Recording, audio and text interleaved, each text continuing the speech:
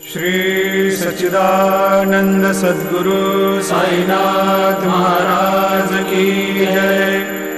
जोडोनिया कर चरणी ठेविला माथा, परिसावे विनंती माझी पंढरीनाथा।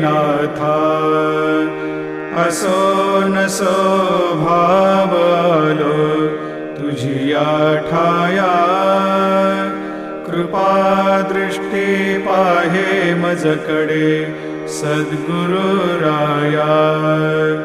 अखंडित सावे ऐसे वाटते पायी, सांडोनी संकोच ठाव थोडासा देई।